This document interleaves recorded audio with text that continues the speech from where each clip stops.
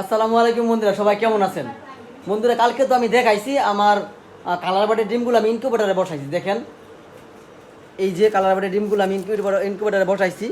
এখানে 80টা ডিম বসাইছি। দেখেন, ডিম বসানোর আগে অবশ্যই আপনারা কি করবেন, মার করে নেবেন। এই যে ওই পাশে এক, এই পাশে দুই। যখন ডিমগুলা উল্টাবেন, কারণ ডিমগুলো কিন্তু 3-4 বার উল্টানো লাগে। এই যে এভাবে এভাবে উল্টানো লাগে, কারণ উল্টাইলে কি হয়, ডিম আপনার 100% ফুটে, মানে 100% বাচ্চা হয়। আর এই যে আমার আজকে ইনকিউবেটারের আর্দ্রতা হলো দেখেন 70.3, মানে 73, আর হলো তাপমাত্রা 36.7। এই তাপমাত্রা 37.7 প্রয়োজন। আর আর্দ্রতা হলো আপনার 50 থেকে 60 পর্যন্ত প্রয়োজন।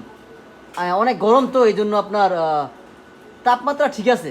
তাপমাত্রা আমি ঢাকনা খুলছি তো এই জন্য একটু কমে গেছে, কিন্তু আর্দ্রতা একটু মানে বাড়তি। এখন আমি কি করব, শুকনা মুড়ি না হলে বালু দিলে আপনার ডিমের আর্দ্রতাটা কমে যাবে। আপনার প্রথম সপ্তাহে আপনার 50 থেকে 60 পর্যন্ত আর্দ্রতা প্রয়োজন, দ্বিতীয় সপ্তাহে 60 থেকে 70, আর তৃতীয় সপ্তাহে আপনার 70-এর উপরে। ঠিক আছে, এই আর্দ্রতার প্রয়োজন পড়ে। সঠিকভাবে যদি আর্দ্রতার তাপমাত্রা আপনি মেনটেন করেন, তাহলে আপনার ইনকিউবেটরের বাচ্চা আপনার প্রায় 90 থেকে 100% ফুটবে। ঠিক আছে বন্ধুরা, সাথেই থাকবেন। কোন সময় কি করি, কখন আমি ডিম উল্টাই, কখন তাপমাত্রা আর্দ্রতা কতটুকু থাকে, অবশ্যই আপনাদের জানাবো।